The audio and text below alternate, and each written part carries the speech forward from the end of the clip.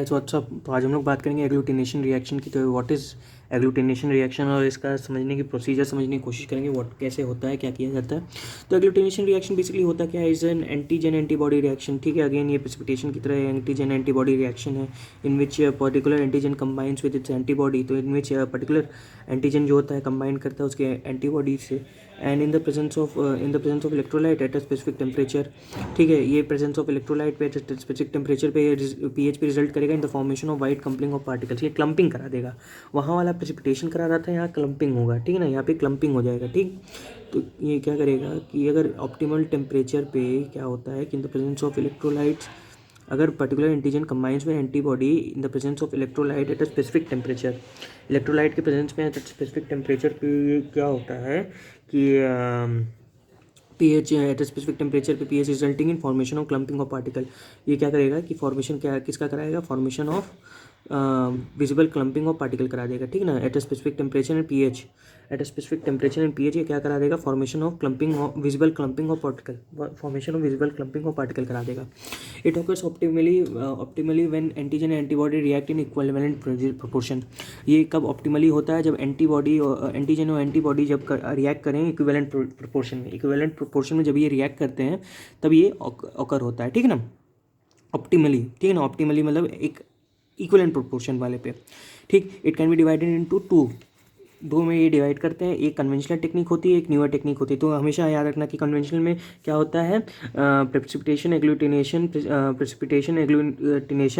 और complement fixation और neutralization. ठीक है ना, precipitation agglutination complement fixation and neutralization, PACN याद रखना।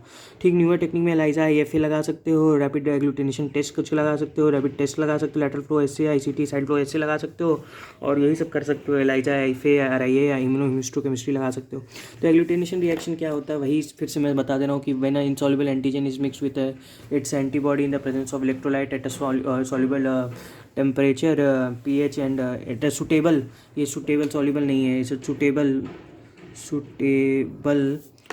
Eight a suitable temperature pH and ठीक है, temperature and pH the particles are clumped और एक्यूनेटेड। जो पार्टिकल्स होते हैं वो क्लम्ड हो जाते हैं, एग्लूटिनेट कर जाते हैं। It is more sensitive than precipitate test. ये क्या होता है, मोर सेंसिटिव होता है precipitate test. The clumped are better visualize and interpreted. यहाँ पे क्योंकि प्रेसिपिटेशन में प्रेसिपिटेट का फॉर्मेशन हो जाता है, लेकिन यहाँ पे क्लम्पिंग हो जाएगा और जो क्लम्प्स होते हैं वो बेटर विजुलाइज होते हैं। तो इसीलिए एग्लूटिनेशन टेस्ट इज मोर मतलब कि अच्छा होता है, ज़्यादा मोर सेंसिटिव होता है। ठीक है ना, तो नेक्स्ट बात करेंगे हम लोग इसके टाइप्स की। तो agglutination is of two type, slide agglutination and tube agglutination.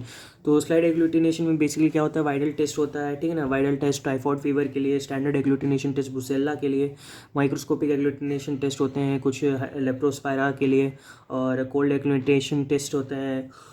तो ब्लड ग्रुपिंग हो सकता है, कूम्स टेस्ट, ये सब किसके एग्जांपल्स हैं, एग्लूटिनेशन रिएक्शन के। तो ट्यूब एग्लूटिनेशन में विडाल टेस्ट आएगा, Widal test and RPR test आते हैं। ठीक है ना, विडाल हो सकता है, RPR टेस्ट होता है। Widal again for typhoid fever and acute brucellosis के केसेस में स्टैंडर्ड एग्लूटिनेशन टेस्ट लगा देंगे, तो वहाँ पे भी ट्यूब लग सकता है, यहाँ पे भी ट्यूब लग सकता है। तो स्लाइड एग्लूटिनेशन होता है, ट्यूब एग्लूटिनेशन होता है। ठीक है, तो हम लोग नेक्स्ट बात करेंगे तुम्हारे हाइड्रोफाइल एग्लूटिनेशन टेस्ट की। ठीक है ना, व्हाट आर हाइड्रोफाइल एग्लूटिनेशन टेस्ट। ठीक है, तो अगर बाई चांस हमने नोट्स नहीं कॉपी किए होंगे, हाँ, तो हम लोग बात करेंगे हेट्रोफाइल एग्लूटिनेशन टेस्ट के बारे में। तो what are heterophile agglutination test. तो यहाँ पे क्या होता है, heterophile antibody produce the human immune system in response to injection of and detected. यहाँ पे क्या होता है कि हेट्रोफाइल जो एंटीबॉडी होती हैं प्रोड्यूस करी जाती हैं ह्यूमन इम्यून सिस्टम से। ठीक है ना, तो ह्यूमन इम्यून सिस्टम से एक हेट्रोफाइल एंटीबॉडी प्रोड्यूस की गई in response to injection and detected. ठीक है, अगर कोई हमने इंजेक्शन दिया बंदे में तो वहाँ पे कुछ एंटीबॉडीज़ का रिलीज़ हो गया, तो हेट्रोफाइल एंटीबॉडी प्रोड्यूस हो गई by human immune system. Human immune system से हेट्रोफाइल एंटीबॉडी रिलीज हो गई in response to injection and detected. एक रिस्पॉन्स, इंजेक्शन का रिस्पॉन्स के कारण से वहाँ पे डिटेक्ट कर लिया गया हेट्रोफाइल एंटीबॉडी। ठीक है ना, टाइफस फीवर में वेल फिलिक्स रिएक्शन होता है, और इन्फेक्शियस मोनोन्यूक्लियोसन पार्ल बनेल टेस्ट होते हैं, और आपका माइकोप्लाज्मा निमोनिया में क्लोराइड एग्लूटिनेशन टेस्ट हो सकता है, हाइड्रोफाइल एग्लूटिनेशन मतलब टेस्ट के कारण से, ठीक है ना। ह्यूमन, देखो ये बेसिकली ह्यूमन इम्यून सिस्टम से निकलता है रिस्पॉन्स टू इंजेक्शन के कारण से निकलता है, ठीक है।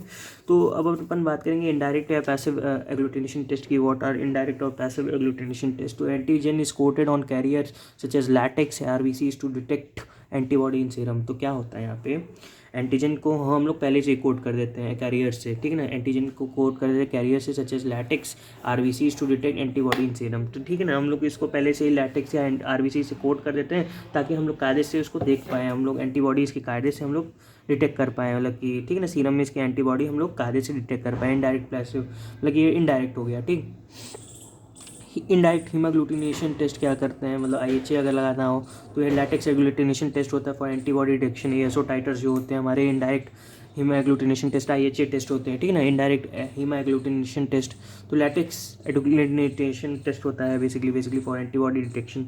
ये एंटीबॉडी डिटेक्शन के लिए मतलब ये होता है इनडायरेक्ट हीमोग्लूटिनेशन टेस्ट होता है, ठीक है ना, एंटीबॉडी डिटेक्शन के लिए। Reverse passive agglutination test, what is reverse passive agglutination test, what are these? तो it's coated on carrier such as latex.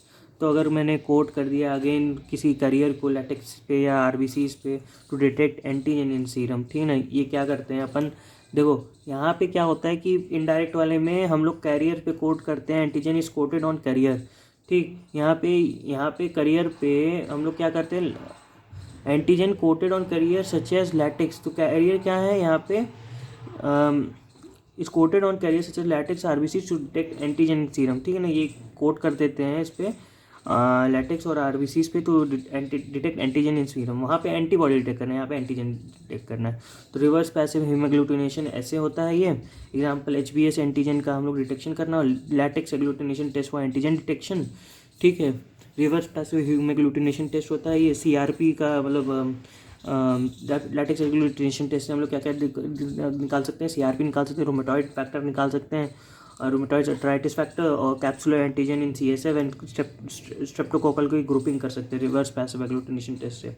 तो कोएग्लूटिनेशन टेस्ट होता है कि staph aureus protects A is use as carrier, ठीक है ना। तो कोएग्लूटिनेशन भी टेस्ट होता है, स्टाफ ऑरियस प्रोटेक्ट्स A तो इन यूज यार कैरियर। तो यहाँ पे कैरियर्स के लिए ये यूज़ करते हैं कोएग्लूटिनेशन टेस्ट स्टाफ ऑरियस वाले केसेस में, ठीक है। तो ये बात रही एग्लूटिनेशन रिएक्शंस की। तो उम्मीद है आपको समझ में आएगा, और मिलते हैं आपसे नेक्स्ट वीडियो में। बाय।